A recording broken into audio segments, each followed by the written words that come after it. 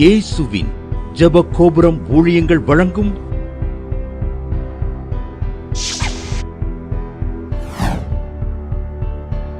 நம்பிக்கையிலே சந்தோஷமாயிருங்கள்.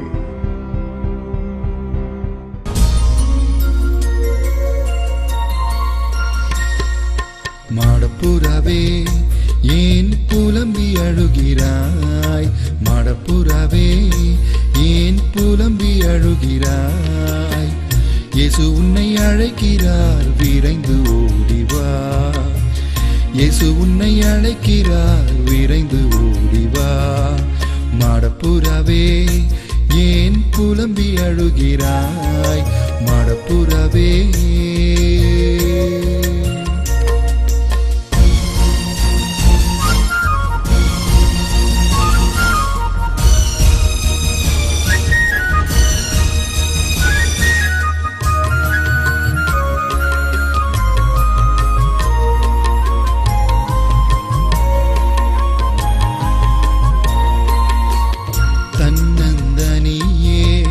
தவித்து போனாயோ? தன்னந்தனியே தவித்து போனாயோ? ஒருவரும் இல்லை என்று சோர்ந்து போனாயோ? ஒருவரும் இல்லை என்று சோர்ந்து போனாயோ? உன்னைத்தான் அழைக்கிறார், உன்னை தேடி வருகிறார். உன்னைத்தான் அழைக்கிறார், உன்னை தேடி வருகிறார். விரைந்து ஓடி வந்து அவர் பாதம் அமர்ந்திடு. விரைந்து ஓடி வந்து அவர் பாதம் அமர்ந்திடு. மாடப்புறாவே ஏன் புலம்பி அழுகிறாய்? மாடப்புறாவே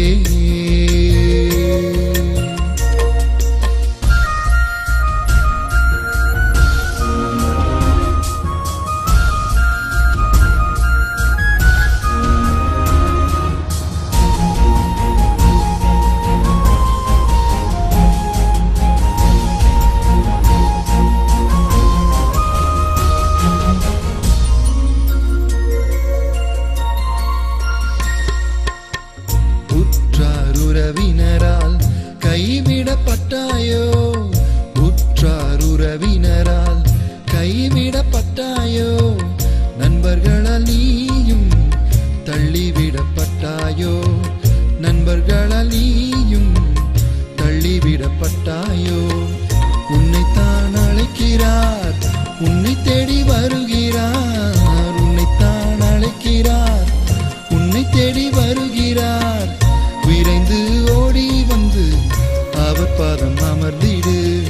விரைந்து ஓடி வந்து அவர் பாதம் அமர்ந்திடு.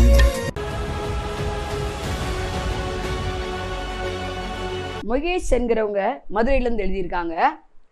அவங்களுக்கு ரொம்ப நாளாக கடை வைக்கணும்னு ஆசை. ஜாய் டிவி ப்ரோக்ராம் யூடியூப்லேயே வரும். அது முன்பு ஜாய் டிவி வந்ததுலேருந்தே அந்த ப்ரோக்ராமை யூடியூப்பில் போடுவாங்க. அப்போ அதே ஜாய் டிவி ப்ரோக்ராமை யூடியூப்பில் பார்த்துட்டு, சரி நானும் சாட்சி சொல்லுவேன், ஆண்டவரே எனக்கு ஒரு சொந்த கடையை தாங்க, மருந்து கடையை தாங்க. ஏன்னா நான் 9th 10th இருந்தே நான் மருந்து கடையில் சம்பளத்துக்கு போயிட்டே தான் வேலை பார்த்தேன். எனக்கு ஒரு கடை வைக்கவே முடியல. அவை சொந்த கடை வேணும், சொந்த கடை ஆண்டவர் கொடுத்தான்னு நான் சாட்சி சொல்லுவேன் அப்படின்னு சொல்லி ஒரு பொருத்தனை பண்ணாங்களாம். என்ன அற்புதம்! ஆண்டவர் நல்ல ஒரு சொந்த கடையை, ஒரு மருந்து கடையை கொடுத்து அந்த மருந்து கடையை ஆசீர்வதித்து வருகிறார் என்று சாட்சி எழுதியிருக்காரு. கர்த்தருடைய நாமம் மகிமைப்படுவதாக. ஆண்டவராய் இயேசு கிறிஸ்துவின் நாமத்தினால தேவ சமூகத்திலிருந்து வாழ்த்துக்களை உங்களுக்கு கூறுகிறேன். அல்லேலூயா, தேங்க்யூ ஜீசஸ். இந்த நம்பிக்கையிலே சந்தோஷமா இருங்கள் நிகழ்ச்சிக்கு உங்களை அன்போடு கூட வரவேற்கிறோம். அல்லேலூயா. தொடர்ந்து ஒவ்வொரு ஞாயிறும் மாலை 7:30 மணிக்கு நம்பிக்கையிலே சந்தோஷமா இருங்கள் நிகழ்ச்சி இந்த ஜாய் டிவியில் ஒளிபரப்பப்பட்டு வருகிறது. இதை பார்க்க மறவாதிருங்கள். இதே நிகழ்ச்சியை நீங்கள் யூடியூப்லேயும் பார்க்கலாம். அல்லேலூயா. தேவ பிரச்சனை உங்களை நிரப்புறதை பார்க்குறேன். தேவ மகிமை இதை பார்க்குற ஒவ்வொரு மேலே இறங்குறத பார்க்குறேன். அல்லேலூயா. ஒரு விடுதலையின் அபிஷேகம் இப்போது இறங்கட்டும். அல்லேலூயா. ஓராக தீகா பாபா லபரபோ ரிகசபலபரபோ. இதை பார்க்குற ஒவ்வொருவரும் மேலேயும் ஓராபா தீபாபா பரிசுத்த ஆவியானவர் பலமாக இறங்குவராக. கட்டுகள் ஒட்டைவதாக. அல்லேலூயா. ரிக்காதாக லபர தடைகள் நீங்கி போவதாக. அல்லேலூயா, அல்லேலூயா. கர்த்தர் தமது மகிமையை வெளியரங்கமாக இப்போது வெளிப்படுத்துவாராக. ஆமென் ஆண்டவரே. அல்லேலூயா. Thank you Jesus. தகப்பனே நாங்கள் சோத்தரிக்கிறோம், துதிக்கிறோம். இந்த தேவ செய்திக்கு விரோதமாக வானமடத்தில் பொல்லாத ஆவிகளோ, பிரபஞ்சத்தில் லோகாதிபதிய சேனைகளோ, பொல்லா சாத்தான தீய சக்தி வல்லமைகளோ, அந்தர சக்திகளோ, ஆதிக்கங்களோ எழும்பாதவர் இவை எல்லாவற்றையும் நசனாய் இயேசுவின் நாமத்தினால கட்டி பார்த்து தள்ளுகிறோம். தேவ பிரசன்னத்தை, தேவ சமாதானத்தை, இயேசு இரத்தத்தின் வல்லமையை, பரிசுத்தாவின் ஆளுகையை, பிதாவின் சித்தத்தை, அற்புதங்களை, அடையாளங்களை இந்த தெய்வ செய்தி மூலம் கட்டவிழ்த்து விடுகிறோம். ஆவியானவரே வசனம் 100 மடங்கு பலன் தரட்டும். பேசுவது நீங்கள் எல்லாம் உங்களுக்குள்ளே இருக்கிற பரிசுத்த ஆவியானவரே என்றபடி பரிசுத்த ஆவியானவர் பேசும். நாங்கள் கேட்குறோம், கேட்டு அதன்படி செய்ய எங்களை அர்ப்பணம் செய்கிறோம். இயேசு நாமத்தின் பிதாவே, ஆமென். இந்த நாள் கூட செய்தியுடைய தலைப்பு, நம்பிக்கையுடைய சிறைகளே அரணுக்கு திரும்புங்கள். கர்த்தர் ரெட்டிப்பான் நன்மையை தருவார், அதை இன்றைக்கே தருவார். ஆண்டவர் ரெட்டிப்பான் நன்மையை இன்றைக்கே தர வேண்டுமானால் சகரியா 9:12 படி நம்ம அவர் மேலே நம்பிக்கையாக இருக்கணும். ஆண்டவர் மேலே கர்த்தரை நம்புகிறவன் செழிப்பான். கர்த்தரை தன் நம்பிக்கையாக கொண்ட ஜனம் பாக்கியம் உள்ளது. நான் நம்புவது அவராலே வரும்னு தாவீதுராஜா சொல்கிறார். உன் நம்பிக்கை வீண் போகாது, நிச்சயமாகவே முடிவு உண்டுன்னு இருக்கு பைபிளில். எரேமியா சொல்கிறாரு, கர்த்தாவே நீரே என் நம்பிக்கைங்கிறாரு. அப்போ ஆண்டவரையே நம்ம நம்பி வாழணும், அவரை மட்டுமே நம்ம பிடித்து கொள்ளணும். நம்பிக்கையுடைய சிறைகளே நம்மளை பார்த்து சொல்கிறார். அநேக காரியங்கள் நம்ம சிறைப்பட்டு போயிருக்கிறோம். வருமான குறைவினால், தேவைகள்னால, பலவீனத்தினால, அப்புறம் பல குறைவுகளோடு நம்ம பிள்ளைங்க காணப்படுறாங்க. கீழ்ப்படுகிறது இல்லை. இன்றைக்கி அநேகருடைய வீட்டில் கீழ்ப்படிய மாட்டேங்காங்க. திருமண காரியம் வரும்போது ரொம்பவே அவங்க கீழ்ப்படிய மாட்டேங்கிறாங்க. அவங்க இஷ்டத்துக்கு மாப்பிள்ளை பார்க்க சொல்கிறாங்க, அவங்க இஷ்டத்துக்கு பொண்ணு பார்க்க சொல்கிறாங்க. ஆண்டவர் சொல்கிறாரு, நீங்கள் கர்த்தர் மேலே நம்பிக்கையாக இருக்கீங்களா? அவர் பக்கம் திரும்புங்க. நம்பிக்கையுடைய சிறைகளே அரணுக்கு திரும்புங்கள். ஆண்டவர் தான் அரணும் கோட்டையும் பலனும் ஜீவனுமாக இருக்கிறார். அவர் தான் அரண். அரண் பாதுகாப்பு. நம்மளை பாதுகாக்கிறவர் அவர் ஒருவர் மட்டும்தான். ஏன்னா கர்த்தர் நகரத்தை காக்கலைன்னா அதை காத்திருக்கிறவர்கள் பிரயாசம் விருதான் இருக்கு. கர்த்தர் தான் நகரத்தை பாதுகாக்கணும். நம்ம பாதுகாப்பது அவர் தான். உன்னை கண்மணி போல காப்பேன்னு சொல்கிறாரு. உன்னை தொடுகிறவன் கண்மணியை தொடுகிறான் இருக்கு. இதை பார்த்து கொண்டு இருக்கிற அருமையான சகோதரியை, நீங்கள் இது நாள் வரையும் இங்கே யார் பக்கம் திரும்பி இருந்தீங்களோ எனக்கு தெரியாது. உலகத்து பக்கம் திரும்பி இருந்தீங்களா, இல்லை மனுஷர் பக்கம் திரும்பி இருந்தீங்களா? எல்லாம் அப்படின்னா என்ன அர்த்தம்? எந்த காரியத்துக்கும் மனுஷரையே நோக்கிறது, சூழ்நிலையவே பார்க்கறது. சூழ்நிலையே பார்க்காதீங்க. உங்கள் கண்கள் ஆண்டவரே நோக்கி இருக்கட்டும்.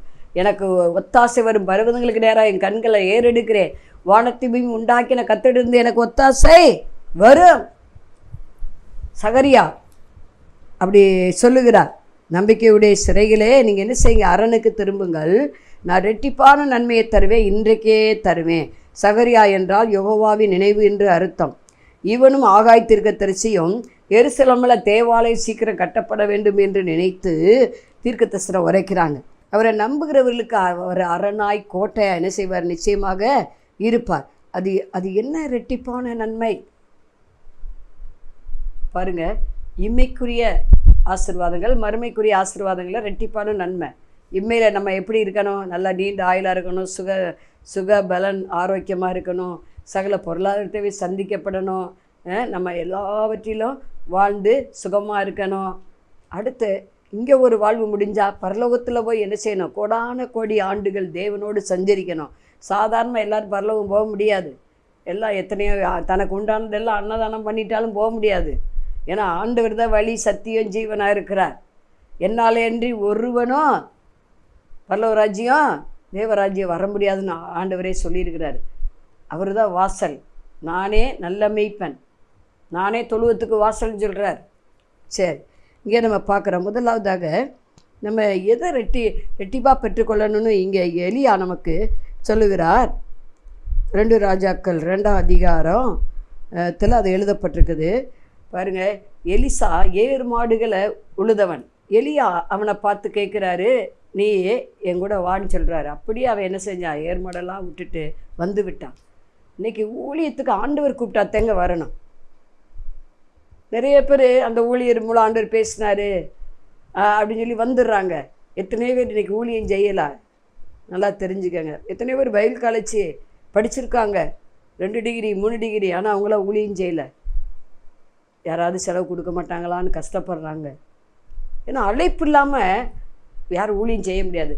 ஆண்டவர் ஆரோனை போல அழைத்தால் ஒழிய ஆண்டவர் அழைத்தால் ஒழிய தானாக இந்த ஊழியத்துக்கு யாரும் வரவே முடியாது. அவங்க கூப்பிட்றாங்க, இவங்க கூப்பிட்றாங்கன்னு நம்ம ஓடி வந்துடக்கூடாது. ஒருத்தவங்க அப்படி தான் ஹஸ்பண்ட் ஒய்ஃப் என்கிட்ட ஜெபிக்க வந்தாங்க. அவங்களுக்கு 3 பிள்ளைங்க. அம்மா, நாங்கள் ஒரு சின்ன தொழில் செஞ்சுக்கிட்டு இருந்தோம்.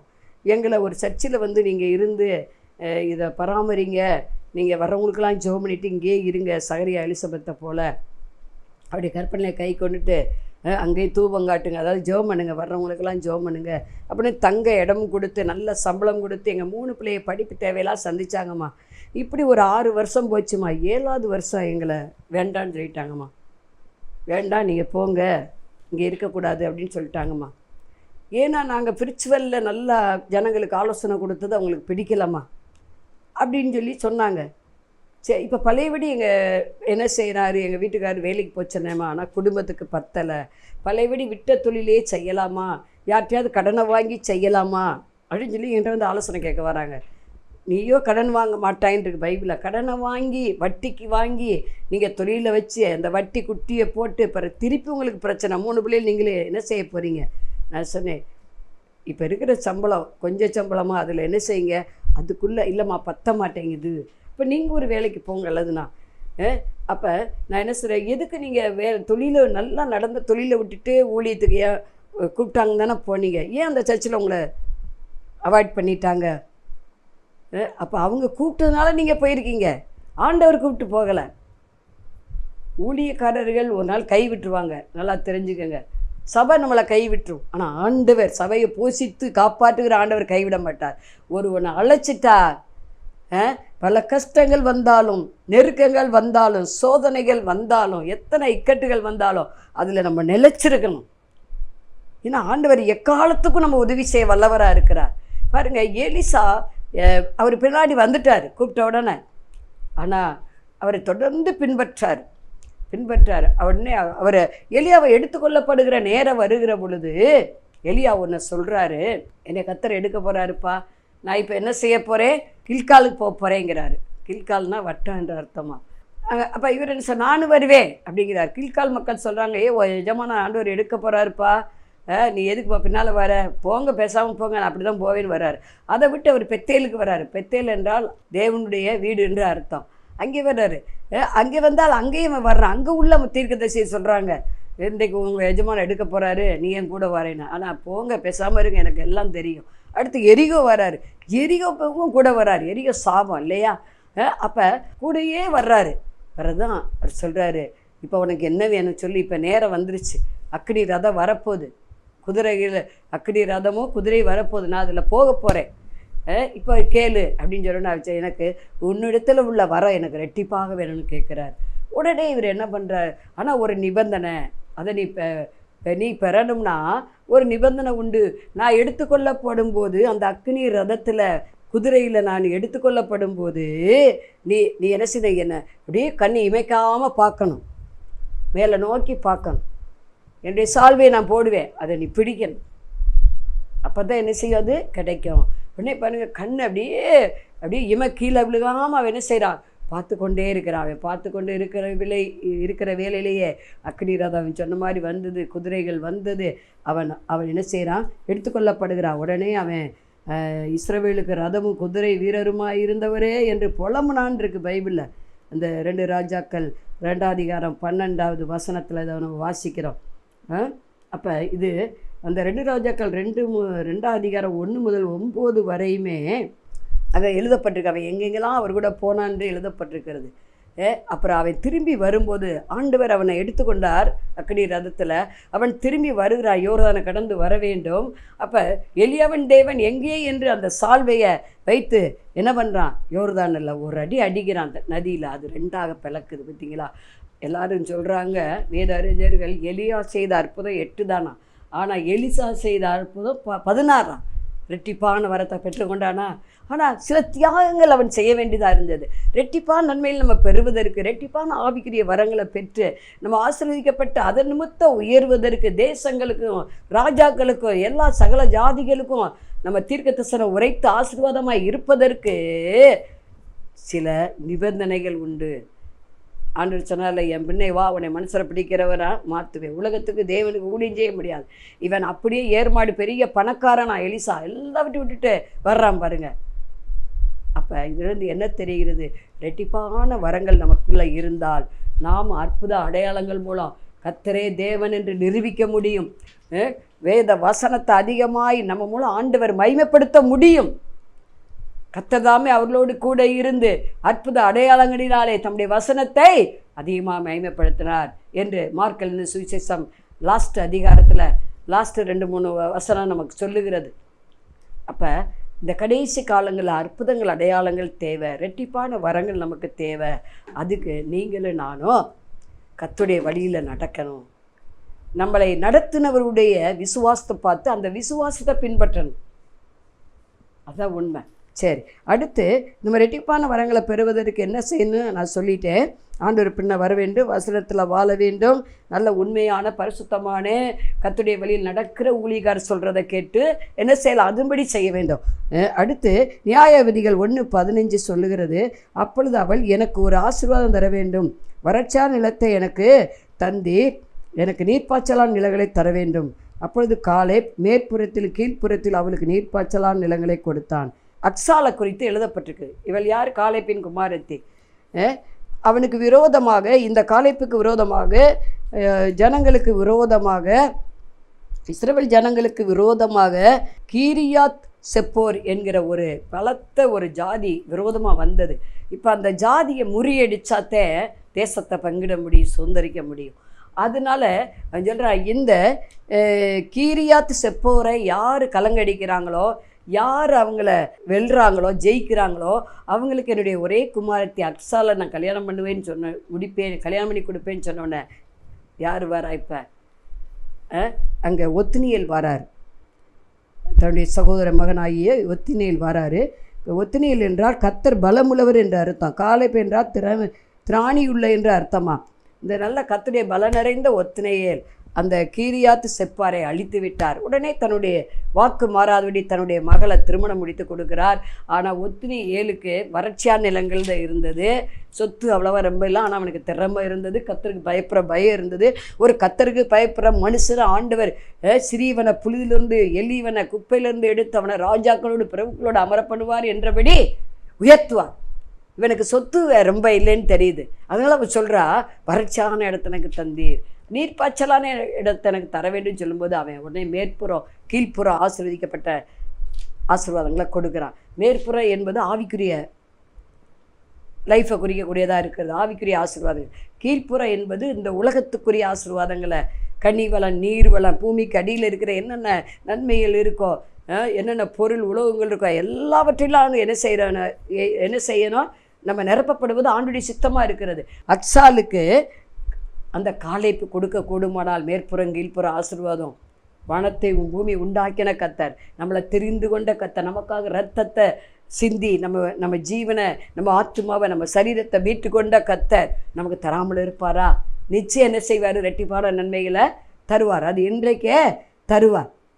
அதே மூன்றாவதாக ஒரு காரியத்தை நம்ம பார்க்க போகிறோம். மார்க் எழுதின சுவிசேஷம் 10ஆம் அதிகாரம் 28 முதல் 30 வரை நீங்கள் வாசித்து பார்த்தா அங்கே ஒன்று இருக்குது. பேதுரு சொன்னார், எல்லாவற்றையும் விட்டு நாங்கள் உண்மை பின்பற்றி வந்தோமே, எனக்கு என்ன ஆண்டு வரை எங்களுக்கு கிடைக்கும்? நிறைய சீசர்கள் வந்துட்டோம் அப்பா உன் பின்னாடி, எங்களுக்கு என்னப்பா தருவீங்க அப்படின்னு சொல்லும்போது அவர் சொல்கிறார், என் நிமித்தமாகவும், அதாவது அவருக்காகவும், அவருடைய சுவிசேஷத்து நிமித்தமாகவும் எதையெல்லாம் நம்ம இழக்கிறோமோ அதெல்லாம் இந்த பூமியில் ஆண்டவர் 100 மடங்கு தருவாராம். 2 மடங்கு இல்லை, 100 மடங்கு. 100 மடங்கு. என் நாமத்தின் நிமித்தம் வீட்டை விடுறீங்களா, சகோதரரை விடுறீங்களா, சகோதரியில் விடுறீங்களா, தகப்பனை விடுறீங்களா, உலகமும் வேணும், ஆண்டவர் வேணும், எனக்கு சொந்தமும் வேணும், ஆண்டவர் வேணும்னா முடியாது. ஒருவனின் பின்னே வர விரும்பினால் தன்னைத்தான் வெறுத்து சிலுவை எடுத்துக்கொண்டு பின்பற்ற வேண்டும். உலகம் நம்மளை பயக்கும். நம்ம ரொம்ப ஆண்டவர்னு போனால் நம்ம சொந்த வந்த வெறுத்துறோம். என்ன சாமியாரை போக வேண்டியதானே, எதுக்கு நீயே நான் ஒரு நல்லதுக்கு வரியா ஒரு கெட்டதுக்கு வரியா, முன்னாடி நிற்கிறியா, ஒன்றும் நிற்க மாட்டேங்கிற, வரவும் மாட்டேங்கிற, போக மாட்டேங்கிற. ஏன்னா நம்ம அவங்களுடைய வழிபாடுகளுக்கு நம்ம விலகி ஓடணும். அதே சொல்கிறார், நான் எல்லா உலக வழிபாடுகளுக்கும் எங்கள் சொந்த பந்தமுடைய வழிமுறைகளுக்கும் சாஸ்திரங்களுக்கும் சம்பிரதாயங்களுக்கும் சமுதாயத்துக்கு நான் என்ன செய்கிறேன், விலகி உங்கள் பின்னையே வந்துட்டோமே ஆண்டவரேன்னு பேதுரு சொல்கிறார். அப்போ தான் அவர் சொல்கிறாரு, எதெல்லாம் விட்டப்பா எனக்காக, என் சுவிசேஷத்துக்காக என்னப்பா நீ செஞ்ச. சுவிசேஷ ஊழியத்துக்கு எதெல்லாம் கொடுக்குறோம், பொண்ணை கொடுக்குறோமா, பொருளை கொடுக்குறோமா, பணத்தை கொடுக்குறோமா, நிலத்தை கொடுக்குறோமா, அவருக்காக நம்ம என்ன செய்கிறோம். இந்த சிறையில் எதை செய்தீர்களோ அதை எனக்கே செய்தீங்கன்னு சொல்கிறார். அப்போ அவருக்காக நம்ம என்ன கொடுத்தாலும் அதெல்லாம் 100 மடங்கு இம்மையில் கிடைக்கும், மறுமையில் நித்திய ஜீவன் கிடைக்கும். சதா காலமும் உயிரோடு இருக்கிறவர் கூட நம்மளும் அவரோடு கூட இருக்கலாம். இந்த பூமியில் 1000 வருஷம் அரசாள போகிறார் ஆண்டவர், அவருடைய வரிக்கு பின்பாக வரப்போகுது அது. அப்போ நீங்களான என்ன செய்யற, ஆளுக்கு ஒரு பதவி ஆண்டவர் கொடுத்து இந்த பூமியை அரசாளும்படி வைப்பார். 1000 வருஷம் அரசாள போகிறார் ஆண்டவரே, அரசாள போகிறார். அப்போ தேர்தல்லாம் இருக்காது 1000 வருஷத்துக்கு. ஆண்டவரே பூமி எங்கும் என்ன செய்வார், அரசாளுவார். ஒரு ஜெப குறிப்பு புஸ்தகத்தில் பார்த்தேன், உலகத்தில் அதே மாதிரி டிவிலையும் சொன்னாங்க, உலகத்தில் இன்னைக்கு 800 கோடி ஜனத்தொகை இருக்குது. ஆண்டவர் சீக்கிரம் வரப்போகிறார். நோவா காலத்தில் 600 கோடி ஜனங்கள்னு நான் பயிர் சொல்லி இருக்கும்போது கேட்டிருக்கேன், வேத அறிஞர்கள் சொல்கிறது. அப்போ இப்போ 200 கோடி ஜனத்தொகை கூடி இருக்குது. ஏசு என்ன செய்ய போகிற, ஏன்னா நோவா காலத்தில் நடந்தது போல் மனுஷகுமாரன் காலத்தில் நடக்கும்னு சொல்லியிருக்காரு. ஏசு சீக்கிரம் வரப்போகிறார். நீங்கள் நம்பினாலும் நான் நம்பினாலும், நான் நம்பாமல் போனாலும் நீங்கள் நம்பாமல் போனாலும் ஆண்டவர் சீக்கிரம் வரப்போகிறார். அவர் நாமத்துக்காக நம்ம எதெல்லாம் செய்கிறோம், அவருக்காக என்னெல்லாம் செய்கிறோம், என்ன செய்கிறோம். நேரத்தை கொடுக்குறோமா, தினம் 2 மணி நேரம் ஆண்டு சமூகத்தில் உட்கார்றோமா, பைபிள் வாசிக்கிறோமா, ஜெபிக்கிறோமா, கத்தை நமக்கு கொடுத்துருக்கிற வருமானத்துலேருந்து 2 மடங்காவது குறைஞ்சது கொடுக்குறோமா. அலே லோயா. அதுபோல் நம்ம ஆண்டுடைய வார்த்தையில் நிலைத்திருக்கோமா, பின்மாற்றம் அடைகிறோமா. அவங்க சொன்னாங்க இவங்க சொன்னாங்கன்னு சொல்லி மனுஷரை பிரியப்படுத்துகிறோமா. அப்படின்னா நம்ம மீற 100 மடங்கு பெற முடியாது, பரலோகமும் போகவே முடியாது. மனுஷரை பிரியப்படுத்தவே கூடாது. ஆண்டவர் சொன்னார், நான் பிதாவை மகிமைப்படுத்தி கொண்டே இருக்கிறேன், பிதாவை பிரியப்படுத்துகிறேன், அவருக்கு விருப்பமானதெல்லாம் நான் என்ன செய்கிறேன் அப்படிங்கிறாரு. நம்ம இயேசு விரும்புகிறத தான் செய்யணும். இதனால் என்ன செய்வாங்க, பழகிப்பாங்க. இன்றைக்கி ஒரு ப்ரேயர்னால் வருவாங்க பாருங்கள், முடிய போகிற நேரம் வந்து உட்காருவாங்க 1/2 மணி நேரம். இதே இது உங்கள் வீட்டு கல்யாணத்துக்கு அப்படி போவீங்களா, உங்கள் பிள்ளை கல்யாணங்க, இங்கே என்ன எப்படிலாம் ஆயத்தமாவீங்க. ஒரு நாளைக்கு முந்தைய மண்டபத்துலேயே காத்து கிடப்பீங்க. ஏன்னா ஒரு நாளைக்கு முந்தைய ஜனங்க வருவாங்க. ஏன் கல்யாணம் முடிவிட்டு நீங்கள் போகலாமே. அதே போல் ஆண்டவர் நமக்கு தாயின் தகப்பனுமாக இருக்கிறார். அவரே நமக்கு சொத்தாக இருக்கிறார், அவரே சுகமாக இருக்கிறார், அவரே எல்லாம் அவருடையதான். வானம் அவருக்கு சிங்காசனம், பூமி அவருக்கு பாதபடி. நீங்களான அவருடைய கரத்தின் கிரியைகளாக என்ன செய்கிறோம், காணப்படுகிறோம்.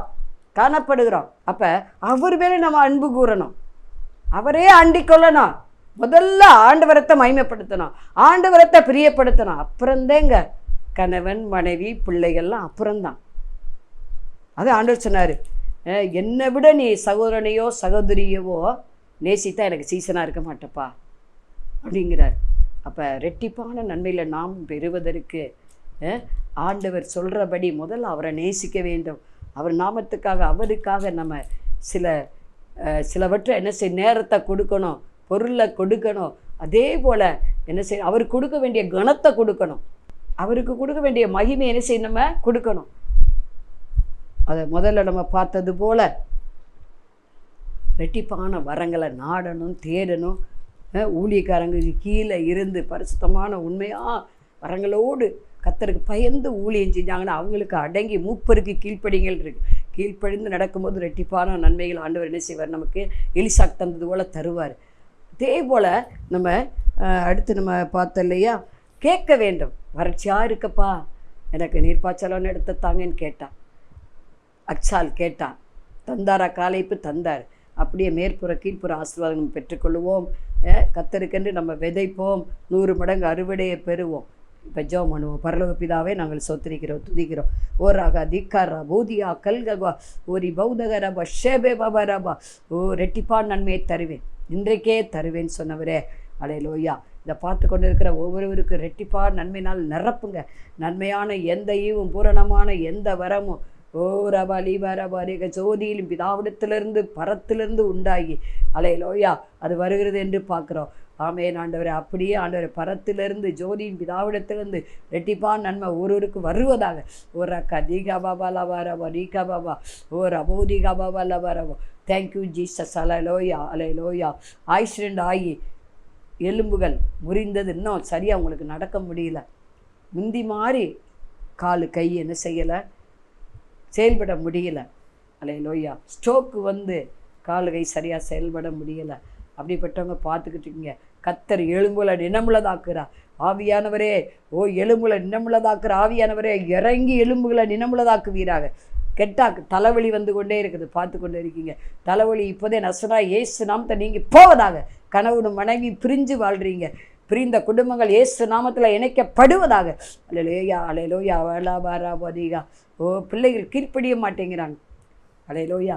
இப்போது பிள்ளைகளை கீழ்ப்படிய செய்கிற ஓ தேவ ஆவியானவர் இறங்கி பெற்றோருக்கு பிள்ளைகளே நீங்கள் பெற்றோர் கீழ்ப்படிங்கிற அந்த வசனத்தின்படி கீழ்ப்படுகிற ஆவினால் நிரப்பும் அப்பா இயேசு நாமத்து பிதாவே ஆமென். மாணவர்களே, அதிசய கல்வாரி ஊழியங்கள் மூலம் ஒவ்வொரு மாதமும் தேவனால் எல்லாம் கூடும் பத்திரிகையை நாங்கள் வெளியிடுகிறோம்.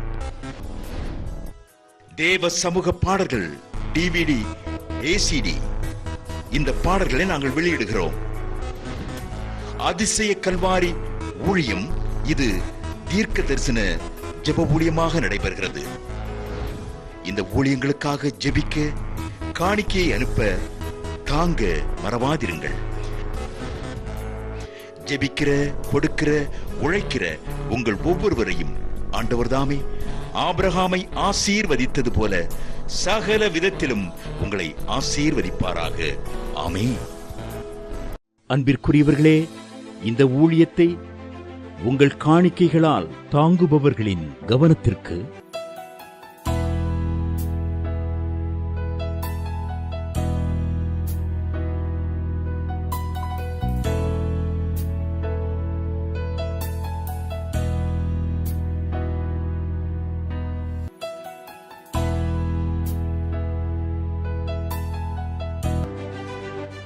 எங்களது முகவரி சகோதரி எலிசபெத் சுந்தர்ராஜன், எண் 27, பொதிகை தெரு, குழந்தைச்சாமி நகர், வண்டியூர், மதுரை 20. செல்போன் எண்கள் 9484177765 9095328172 மற்றும் 9439308550.